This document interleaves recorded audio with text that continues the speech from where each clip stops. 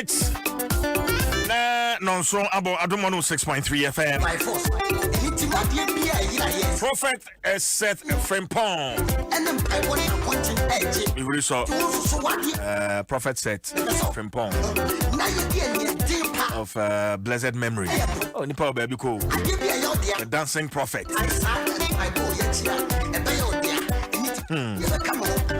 Adom 106.3 FM. Minister of Energy. Yes, she say street light. I would do you know. But now let's know what have repair mebo streets ni na the kaya kuabo achwa wadan ni actually baby. But mama kwa humano so the Professor Jena no pokwa jiman. Ye ka say wo atoye mantemu a obo entoa ewo ho. Na mene Jafet Beidu regional organizer NDC Western Region mene no twetwe nkomo Jafet to temenka Apomoko Yami Adom na Testament my voice na ola eni gembo do kasa na any voice.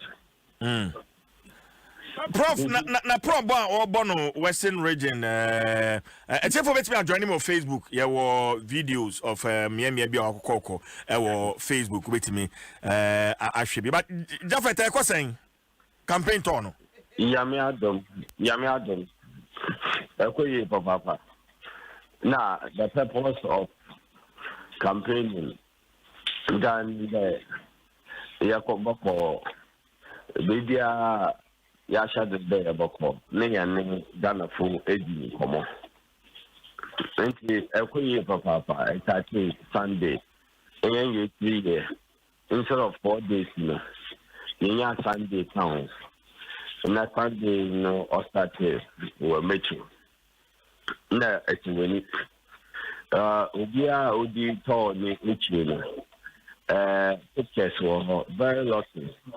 Baby, every venue be able to be pictures were.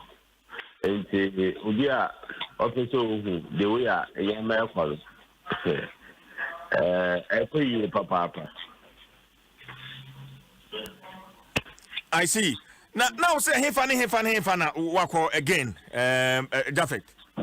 Me that that you start for Sunday now. Sunday. To make or secondary traditional council. It's Sunday or Sunday call. Nana Cobran Katia or mine of his schedule. Now the main day being my main one time a good guy in your ya papa to clear in the road. And Sana your call secondary Zongo the picture chief imam. Now you share Zongo leader so Monday and I start saying war radio program. Nana Payesha, a software secondary network of pastors. No, no, a travel. Yako Kusha, regional house of peace. And found on the entire secondary market. Now, more is there. Yamani, ne politics on fund that. Nti bibia opero ye nasa nti opu wa na dom nara odemika unlike campaigner mpempi ya battles of ene ya ma battles na kashi be bi ne nimpa no opupe wa shisha one party na just NDC Western Region especially yes this time yeah in fact taxi crown be in fi baby the paying the ba into bra yeah we want everywhere Yaboko Nani knew of our Otuaba. And natural extracts in a dark warmer Yamami in a NDC. And we pay in the numbers in our Waba. Listen, the Yakobia in your videos, in your pictures, okay, David, all come videos and pictures. But you did some problem at the Marco Hunter, correct? And Yan, Mino Cassie, Mama, you a hotel, and then the last day, Mana, by Yabako, a hunter. Okay, a hefana, Prof. Koya, per video as I see a Miche, looks like. O kase nipadom etu dinachi nipa dinachi enya sa na me hu no me hu nipa ba kokra me da my brother you got to me first floor ya nipa kadam me slow say we am ko ya na ade na adun oyese nkofu yi wa jehu na etenuhuni as we do we are put in the very lucky with elections nimpa that in okotbaba yadama so obiara ni wan je wa buso eyan obiara bo from the house a hunter ya me see anta no kwa ya ni program ya draw no ye fi half past one and sana yaba elembele ubero ni western region ye fi elembele mana ye boko a hunter ye kechia a hunter o man the overlord nana beduboso and a pay 9 o'clock na ye ko and sana ye fi a hunter yako the metro back okay yako mpoho yako David me bawo video yes see ya ka ho asemi a telephone joining me on Facebook a video no eda ho luckily enough yes aka video no eda Facebook ya him for porting because campaign ne turn o ka ho bi him fa mpocho Facebook live for on the catch master mana me be dress pra or the 7:30 ya mpocho wa amije course and corporate from now what is at the Facebook. It is how to make area corona nippon video na one can walk video no ma. Okay, my and describe the video no and show a convoy. Prof, meba. Nipa krono around commentary or video no chino. One modin, but say Professor Jenano Pokwajima, where you need ewo ni V8 ni mua. Watch it ya, but clearly. One more crying, one more ton idea, one more tremu near the no. Looks like everyone is unconcerned. And then I'm a person who a him for potting. If you can tell my listeners and I. Oh, my brother. I draw in who mean in the that's it. Amazing can I catch out there? It's in the voice of God. My sorry, only even 10 minutes. And I never interview it. Me who the video corona Erica. And so far as Western region is concerned, me can what I mean.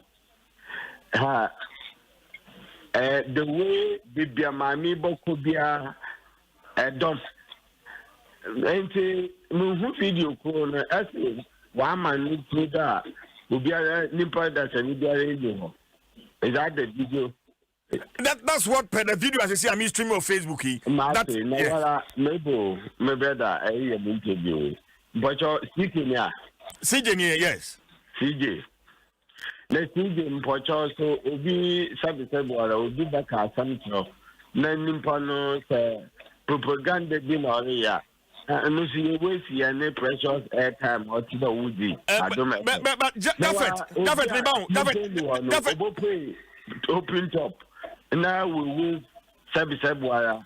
David, as soon as say, Nippon Abeka evidence be any I'll find it difficult to believe.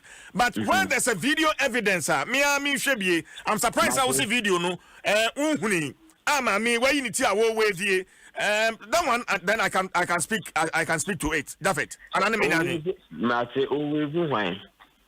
I say me bisa. Because one more, and I'm crying. No, the woman is waving, but people are selling and going about their normal duties. My gracious, you see, and I'm done photographic at I am just using my background. Remember that it's in Nigeria, and you take a picture. Yes. Let's there is a hill.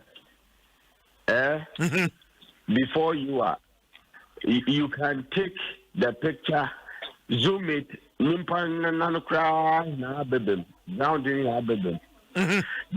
when you take a picture, now there is a valley from on the hill and you are descending. You can take a picture of Nimpana, you take a picture, but all the Nimpana they won't come in the picture. Depending the purpose of how you are taking, why you are taking the picture. There's no way. We have joined the convoy, and as a regional organizer, sometimes in the crowd, you do maybe Adom 106.3. As to show respect. No way. And now, while it's a whooping everything, we are putting no identity, and that doesn't make sense to you. It's our my brother. My memory, Ben, in Nika Waba Western region, especially your home market sector. Baby, I know my memory could be in some of Profoca. My memory waba or the her own touch or the Abakan politics. David, as the regional organizer, say Prof and the flag bearer of the NDC, who organize party foot soldiers, and convoy, especially if you are entry into a town or a city. Party supporters. I am more galvanized. Making culture there, I will not deceive you. In the past, and paying the bar, even a party feeding will be a pedo about them program maybe. Into the tendency of organizing some party people is very high. Now, after the possibility report, Enyara as a party, Western region. Any program we took it upon ourselves that we maximize the resources.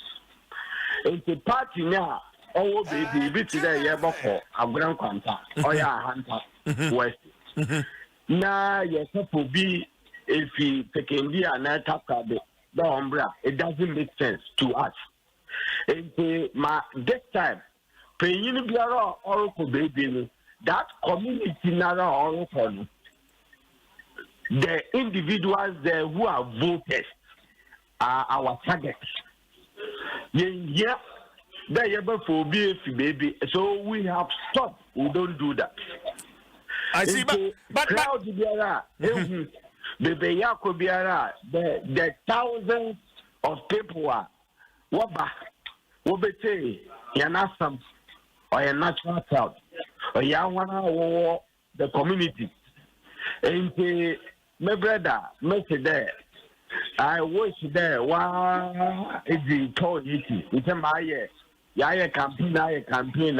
I'm telling you, Yamami, Nesta, and at this time, the way I campaign, I am so satisfied, happy, especially Elko communities, Christia. Elko Mumuni, Elko Sentigua, Elko Manso, Elko Durampo, you drew Durampo, or that you drew her 5-6. You could drew her 1 a.m. Do you know why? because ikrobiara yebodrudu no then what's that man the bit more cry they stop us.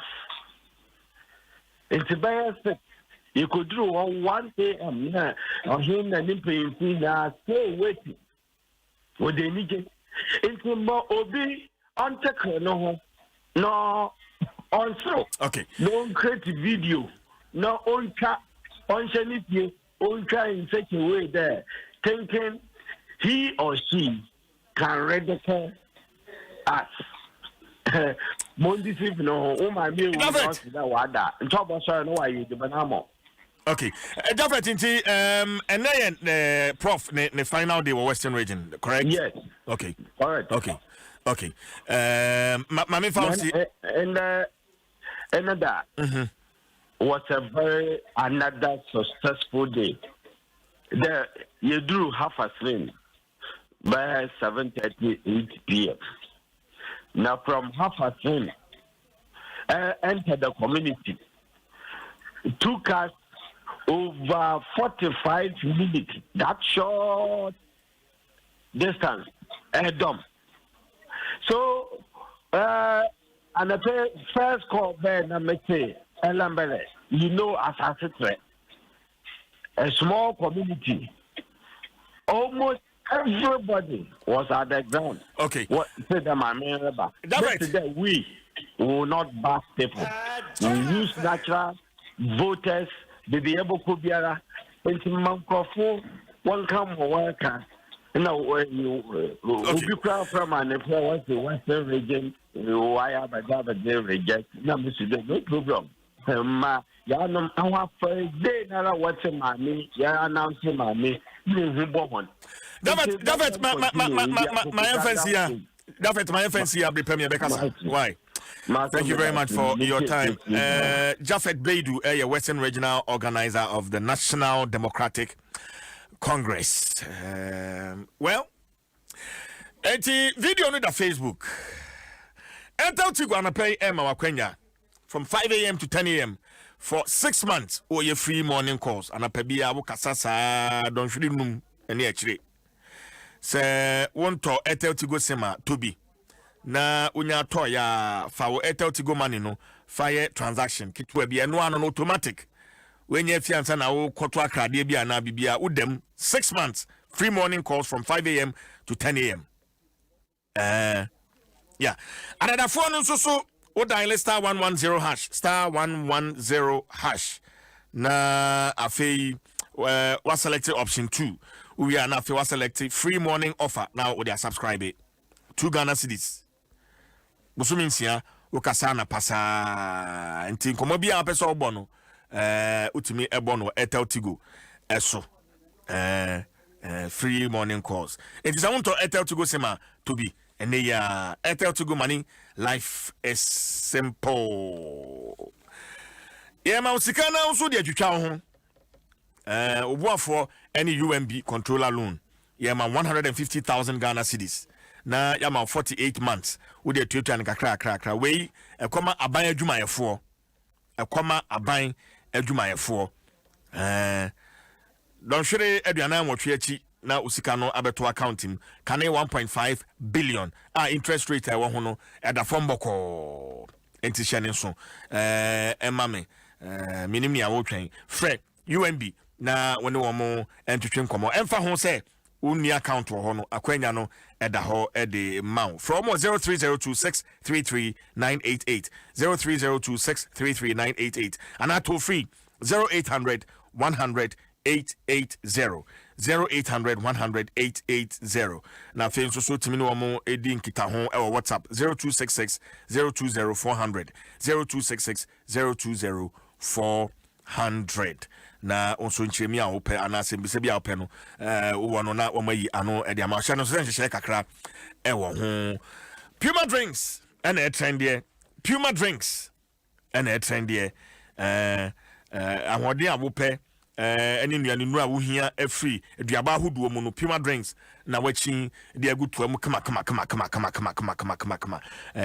ahodoɔ ne de ayɛ enti yɛwɔ mu apple yɛwɔ mu cola yɛwɔ mu tamarind yɛwɔ mu apple banana orange tropical a best of energy malt cranberry na fe pineapple ti apunto bia se Puma drinks ni ase a enche na ne bo nso kra efu ne bo ne da fampa amanfo se a business line abaso no amanfo tuton wholesale price for pack no 13 Ghana cedis and a retail price 15 Ghana cedis na say ututon a emfa so wo so pa bottle no so 1 cedi 50 pesos. And this is another quality product from Casapreco Company Limited. And to phone for 0262 351 251 0262 351 251. When you say send this sika Vodafone cash so a free. O send this sika free Vodafone cash so their network bia so a free. Enti dial *110 hash no na fi fa Vodafone cash no fa send this sika yento. Networks in kai no o send the peso akra yeto. 1 peso akra o send ya yeto. But Vodafone there a free. Vodafone also the future is exciting. Ready? Well, let me kasa Ministry of Energy. Ayan shishaye na unim say street lights there Adom akoma super. Na list of roads and streets are wama chese wama babe fix amababe sisa street lights are e woso ma menhwe na mintimi mboboso emma okay. Ma menhwe na membo street no so emfa emma Adom FM 106.3. Only God can stop us now. 106.3 FM.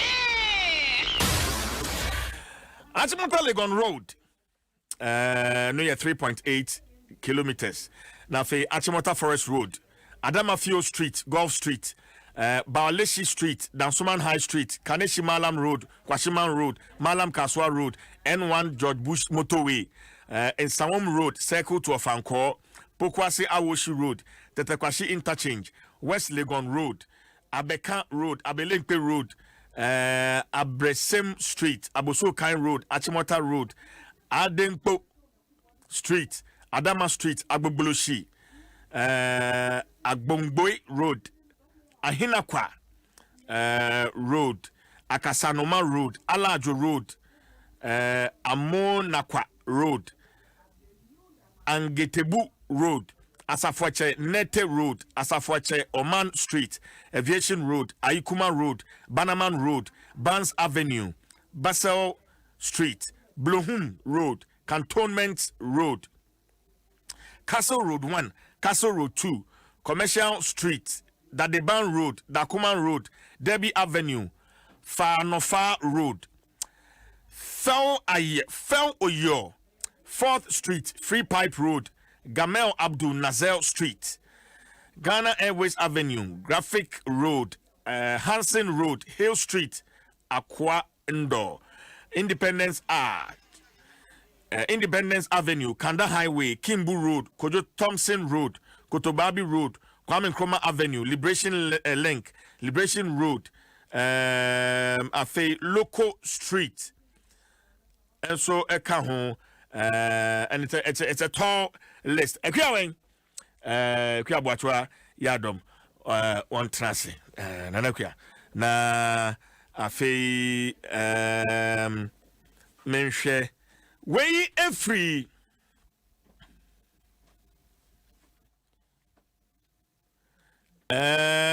Conference of Heads of Private Second Cycle Schools, CHOPS, and 16th ayanra and omde sakate ebetuja na mame enhwese metimi akenkan at least the first 2 paragraphs are na fe yegina so atwetwe enkomo. The Conference of Heads of Private Second Cycle Schools.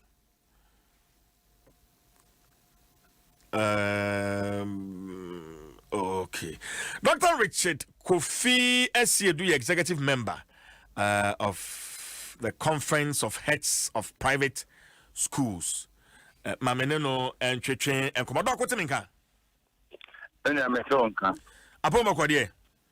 Yamiadum. Yamiadum.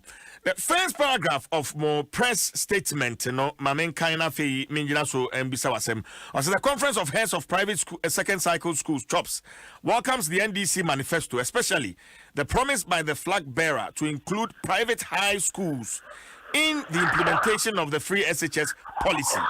We are particularly glad that this was captured as part of the manifesto promise of the NDC. Semuka Kama and Doc. You made us say, I'm the main French secretary. I'm with you now, and I can't afford now. I'm the conference of heads of private high schools in Ghana. Now, over the years, the government, a partner, is developing human resource in this country.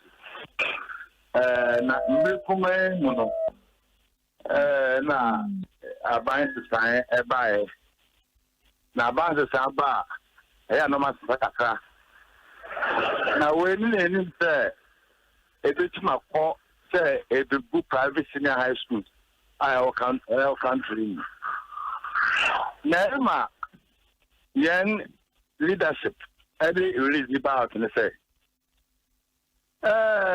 yen say education there. Yes, and the private and the public. Yes, and in holistic form. Into Yankasa public school and your papa, and I say public school, and papa, Yankasa.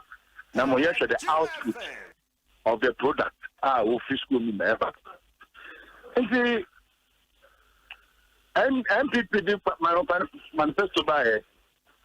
And so you won't be PR, private high school. In the air, you have put in a lot of effort. Say the big share on I asked me as well.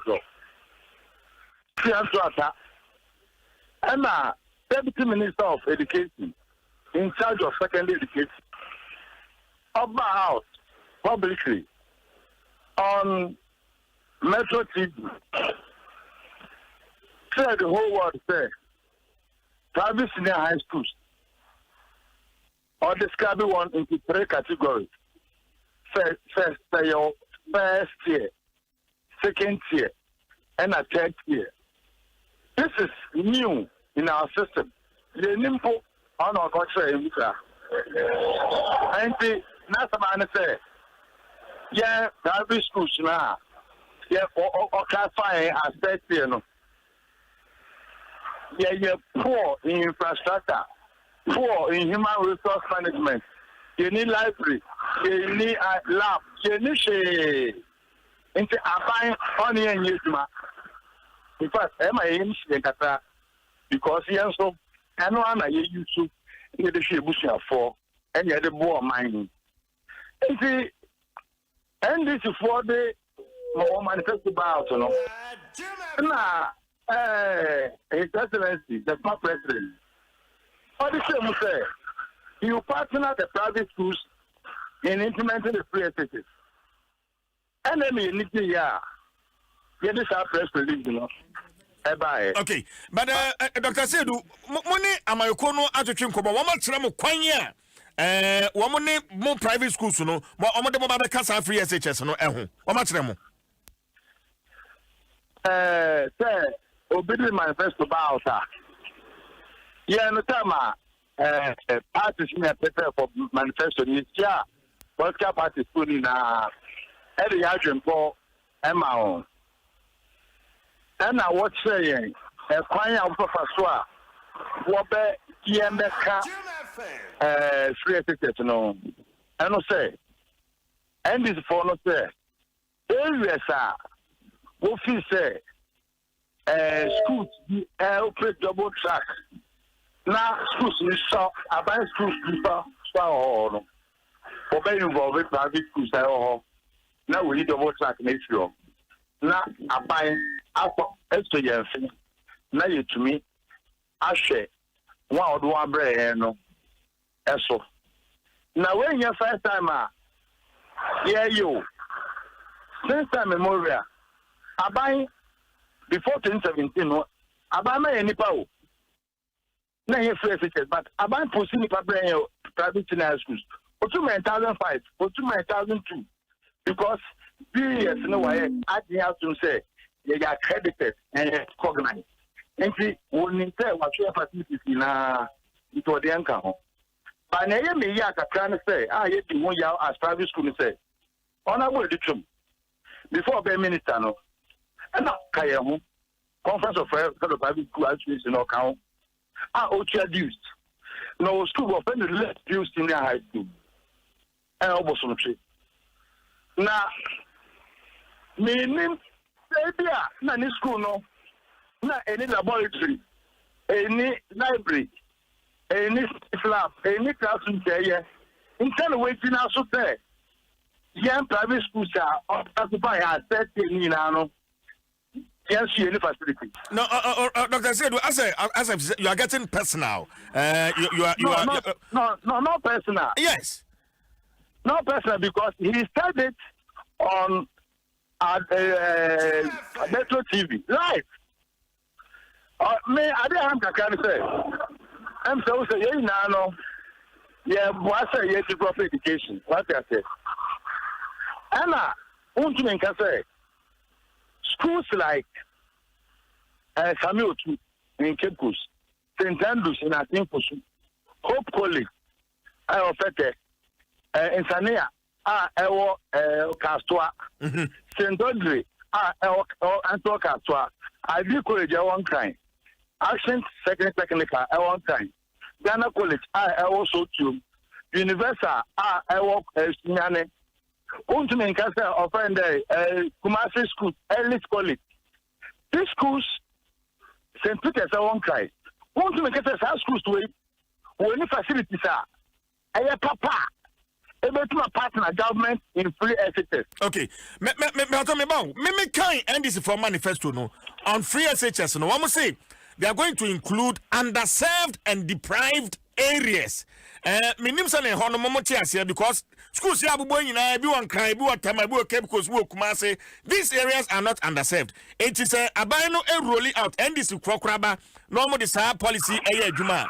Most of your members are going to be left out. Oni menya adwene sa. Me no nya adwene in the sense deprived no in context. Last time you see I know and this is for my example say town like Cape Coast. There are so many big schools there. Now private schools, AFC or into there is a mad rush for Cape Coast schools. The commander Nipa apply Cape Coast schools no door swan. Though Cape Coast is a regional capital there, but to rely on private school, Cape Coast it is family too. Now what the Nipa be out. Now the boat track and back. So in the same way, no, in Accra, there may be so many senior high schools in public. But then, if the NIPA oversubscribe to the public schools now, there are schools around that, they can give it to them. Into the private minister says, the class Namum, area and over subscribing to a school. No fee say, private schools around that, they have good facilities. We are not saying that they are deputy minister cannot wrong. You know, we have mushroom schools, private schools, one year papa. And there are government schools as well, and so mushroom schools, and so one year papa. Now, I buy the partner private schools no implemented free teachers.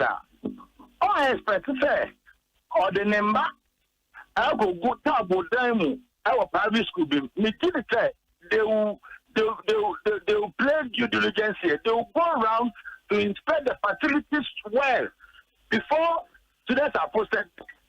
Because most of the private schools, as I see now, they have superior facilities that most government schools. So to classify those schools as third tier, you know. And then the area because it's ocean ranking of schools are private schools they bring now first and private schools 2013 Yan deputy minister can say, what Yanyade 2013 school AD says or Ghana, a private school, a private school, Kumasi, girls' school. What is that or what? There's a school in Ho, First Life, Math and Science Quiz. They went as fast as semi-finals. No, you won't film. So you tell me, sir, South School, and yes, school, Papa. St. Andrews, look at the Awasi way performance over the years. Our Minister of Education in charge of tertiary. Or analyze it on air. You can't make blanket statements. I don't know how. Okay. It's yes, sir. Honorable Richard said, yes, sir, no. Yanana and I'm going Adom. We Pejano. Now, so Unia Adim Tia, Yeninga. Ain't it, sir? Brothers should be proud of it, all programmer. One classify ye now as part of it. Okay. Now, I buy an answer on play due diligence here. Now, on coin specimen. Now, on who near Ebebuano. So, or the data count crana. No, on way when you to the outcome. And here I have one you provide quality education. But I said, my final question, not me now, because of NDC manifesto promise here. My general, what they'll see, as an association, the NDC has your vote. Is that it? Oh no. You see, there is difference between a manifesto promise and its implementation. But Adema, anything that can be say a political party, it will general say business. Also, the more minor. Now, what they call on cat, say, Wakaiwa. Ayana, we need the kaka. Because the mission catcher say, you're quite MPP, you're quite NDC, but they are the major political party. No, you're the politics, you're the eco two. But we didn't hear anything from MPP. This is NDC for Catcher. Yeah, in an MPP for, yeah, in an MPP for association. But, sir, you're careful. No, I can't be now. See, say, when you're the ball into officers of Toma in this year, and then Wama, when that's so happened. It's about time. I say, political parties no say, yes, but we are putting interest first. I am not going to determine, but what we shall see now, people are not happy about the way the minister described private schools. Next, you hope our MPP. That is what the minister put there, and he put it out there to the public. On a high end. Instead of prayers, maybe there was some implementation somewhere. Why not? We are all Ghanaians. So sit down and judge. The only thing is, we are providing education to the public. Dr. Sedu, quality education. Dr. Sedu, my emphasis on the pay, me that's it. Dr. Richard Kofi Asiedu is executive member, Conference of Heads of Private Schools. Manifesto promises on one side, implementation on the other side. Anyway, CJ, we've on MFA. I mean, the kind of crowns and now become the behind. A friend and saying, what should I imagine so be to any? I bounce so to and channel so a tree and ye. Lovely. This is lovely. See, you know, me penny bako ya wo Legon Brasame. I was crying elder. Near one Sunday after me was saying only one a casa fa Madame Hono. Jaffet, Bedu. Are you Brasame Mechiao? Was it apart from video no? A dance ye be bill and a chain say. Yes, CJ Aquabokro no. Yes, CJ acquire donation. The mammy fan, CJ acquire donation. Donation no CJ koye ye no. Mete ye nam si o minyi and ye di video by ye video no CJ ne jinemu. And a CJ edi ade ne ma. Eti a dance ye ben and a chain no. because ye de ano kan wan we ya abeka say propaganda but we ni a video ye de kire etu ono no pese ohun adanse e chen video na unim siye say NDC for be organize sa campaign we year omo organizing year especially with prof de no unim say this year no sane e kane nanka ye bodwa data te sane ye koye no ba bi te sa kraka ni ye ko central region ni ye ko eastern region no it's not going to happen with the corona no wo bodwa no kura no wunya nipa dom sa eti na no obi dia wo kan say bed to bed kura wo mo be ko no ma ye campaign no say ye radio stations o mo koso an no ma kwaka say ebi wo hono mo a wonam na che say wunya nipa kakra bi anu aka eni sane o mo ye no say ye tika mu ye namu dom no nya ba kakra no aka ansem kakra na wo ba nipa no kura wo ko no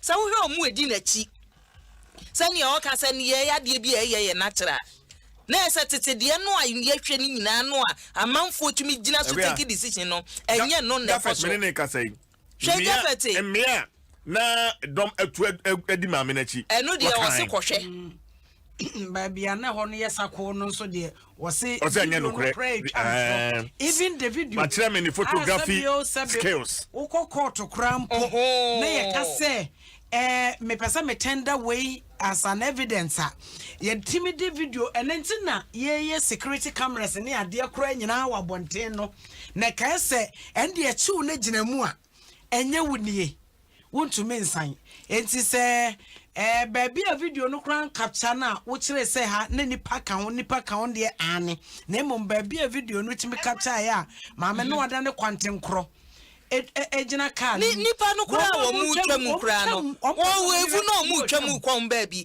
enti so se fake no o mu de dada ye no se ne ye hu politicians na ma dom di o mu achi nyina no enye natural then ne Ghana fo nim ye sa on natural one no a wo ka no eti so o ma anye bia ma me na mo nam no wo brekwa wo ye oba panimu wo yo ba pani mu no mate na simu se campaign no wonfafa mampani dada emfafa enti mu organizing ni pay di na chiye mu ekasama no edomu etwa no hwahia no they should help the woman and even na wonya asem no a wo keka no all right se region bia wo komu no ese so wo di kan eye region no ho adwuma nsa executives no eye region na wo de no kokotua ka pampa mu sa na no say ya okọ bro hoyi eduru baabi na ti mu say oduru baabi ana ye kakra eduru baabi ana ye kafosere se wonnam campaign mu na sa anya hwe se wo mansa so mpo se wo mo obi ba ba na se nipa no wo opede na ni no kwotwam no wo kwa wan kasa no well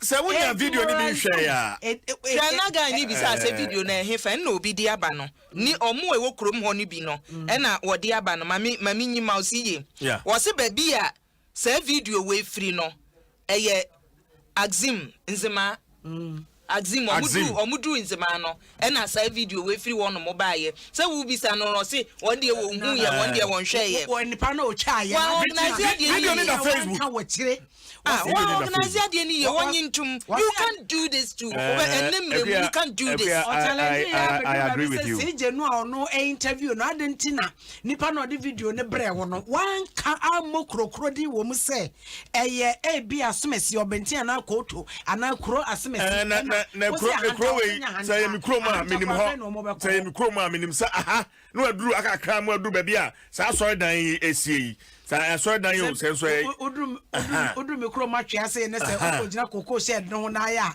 wo de betu social media se se ya simple me kyerɛw se we atwe kwa da nsu ya mu no enti obi a wo free Adom bia na wonim sa aha ye watra masalachi no a wo ko ba bia station no wono eja enti ade no so convoy no tu say obi atwam ko ne baby wo mo twam ko baby enti it's better say I think that the region baby mama ne be ko bia so mama no say ono or educationist but Japheth we regional organizer okay see uni problem a politician okay just start to say ye di watem and ye be di watem but what ye be kwa wan tie so amobewe members wo ho anti-mentally organize be a brass band, be a na so be a BB Sakram, NDC party members and one like Omidi Mami. So was say region one Cassana constituency no and organize the same. And me cry see baby one say, okay, I'm fan say Kroma for no Eddie or Mama. Now NDC Amanokuna Casa supporters. Almost one more. Share politics one supporters no more. CJ, politics no. Enye asofudie enye wuruma fa de adwuma enye adwuma cheso ubeka say ye wo buga misstatement or ha me no was say we ye natural. Are you saying say politician bi obeko nipa enni nachi anase nipa di nachi bia no na say artificial ye koso nipa ne beguwa if sana mokona do it because ye maya many pa hu no then o tie ka eti say baby I work can say ye hu nipa no eno de am ko fa dom ne beguo na ye on na nye natural. You shouldn't do that. Well, some of you nyina and so that crime tensi bebre baby obi abete say jam babyano and grofo peso amudo omani say ye dey ehunu because bebre on my TV so enti obeba enti we na nkoye even a personal and 12 so Dura Plus where Dura Plus goes water flows Tabia Herbal mixture your true and authentic herbal medicine latex foam your partner for life. Vodafone, the future is exciting. Ready? Agbeve Herbal Center. Why everybody. See, your father won't no daily guide and Dwaso na daily guide na ye de be hya sem. Eno awu se mampani na na dodanko akufuado high court judges bia empanimfo age watum o ya sabre wo koye adwuma ene eno a wo hwa wogon no ye hyehye wono a hyiwi mu wo hya ne wo de kata woti hya ne ode edura wo ho entoma ne ode edura wo ho entoma wo de okọ Facebook wono mu a wo behu jaji sinura sani wo hyebo ntaade ne kokko niema bobowoti ene obi a gene na ade no ede Ghana flag aduadua ho no na wasem ode atodwa ene asedando ode bibaye na mampani chemo se ajaji fofie ye toda na kwhwe ho no mu abisa se nipa nete ya no wose mpanimfo besi bonwuro ede amajaji fo ye wo mayimu na bonwuro so abo besie no maako adua wotwe nkron ene wo besi amajaji fo a woni baabi tie baabi a wote anya nyina da no wonu anya baabi atena na daily guide kro no amu abusia prosinia yese wonko brawuo so ho mpafen nam Lance Corporal yo wo prosi adwuma no mu yesi 2012 ene ya fa no prosi adwuma no mu na ne mother unity eye swati unity ene wo yesi na no ye echi akromfo ye kohwa a prosi ni nu a wono yesi wo mo ye ho ba no sai wono so wo kromfo na sakromfo pamo na se wukohia Lance Corporal akobọ no a wono no odi akromfo nanim eti we die ne ID card nyina da ha say Ghana Police Service certificate of the appointment ne ID card so na make you ena ne no manyina aboso ye friend Bright Akosa na say wo na kromfo pa ne fa procedure adwanim dia ene ne yewu na nso we die empanimfo so wonu ma che no dendendendende woni akromfo bi kọ akrombo wono wakomo omsnache cars no ho ene yeso omukọji wo bi eka ena mpanimfo kwachi akromfo ya che na ye kwa hwem a say prosini ene eyidie prosini Bright Akosa ntina wadi Lance Corporal chain from 2012 wada so gina na nemu wo market time sa ena wasa bokro no ka ho na NDC amanyokuo no so hwe nanu asantemantam na fekeke nanu na fekeke say na make you say CJ campaign no asesa nanu hu ye town hall meeting no we kasa na we yabe kasa na we yab organization no yes similar to the year UPS exactly na no UPS kura don say mpanimfo na kasa no no so na we die erikopoku fa agrek na sector bia na papa ya no woto no ana boss to po ewuada kon so be fa trade na we ya fa ni say enti no se motena asese ye be organize ya you can organize eti se mo organizing yi a ye beka anko yi so a ye beka na no asante mantem de no na efe na ponches ya wonu mu de ba ye no na na jeli guy dadi bia betu dwa se che se na no NDC for wo mo kire pa se dede e wa asante mantem etu nya delegate na ye wo mu betumi akan bi akua mefa chronicle the obokrata ento aso and now the chat to one fan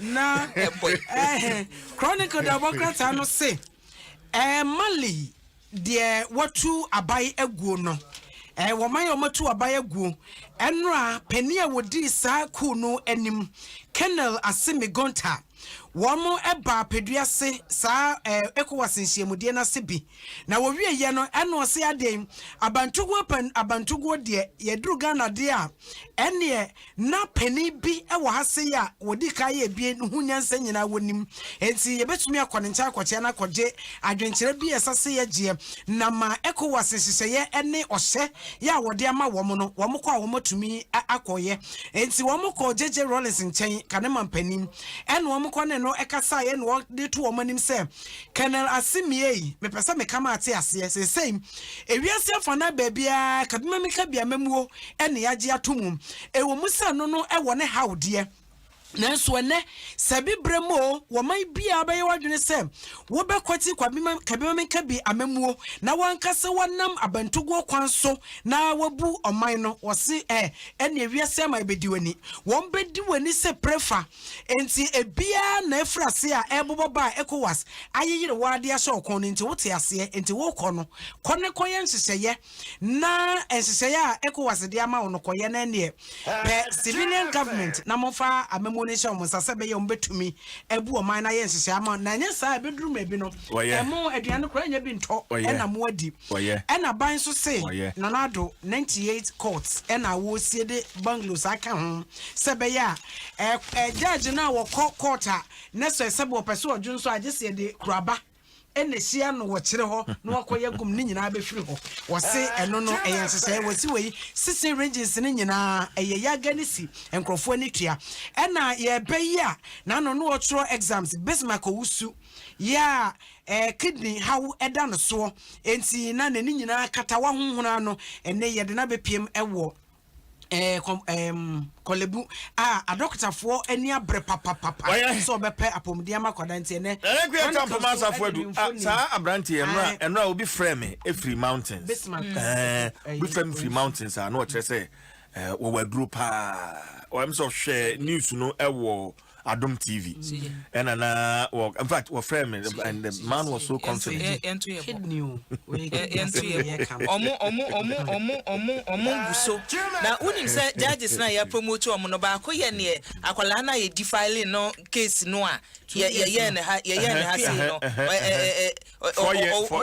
judge owo ahene odi asem wo ma ko check akwa off Eda classmate Eda Samuani mrawo ya watu yi ese so kwa fiase mfie nso kopem mfie aduonu enum 25 years enti wo de won so ye juvenile enti hwem na ye de ope wo so ene mpese bi ye so say na chese wadwene mu da ho ba CJ na na kweta poma safoadu akuya ye da so etiefu ase akwala na sam na ye kan CJ ma me na etiefu ase papa nyankopon anopai motiye afidie no ne ye kan su bia ya aseda akwala na omabo no papa ye damase ye da ebesa enra no na afedie ne ni na tikaka ate ye do mase na yara fe otimi kasa na maame so o man koko no otimi no edi ye first na ma Dura Plus where Dura Plus goes water flows Tabia herbal mixture your true and authentic herbal medicine latest foam your partner for life Vodafone the future is exciting ready na fi Agbeve Herbal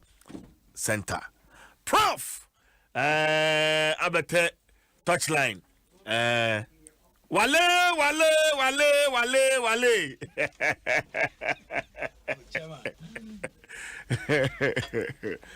lipa no so me honjo je say hu na so ngasa je say di Wallace Chema boko the who attest via fantastic as me ne wasabu mpuni we solid Adom Sports page 1 From long tennis to javelin, swimming, edical wrestling,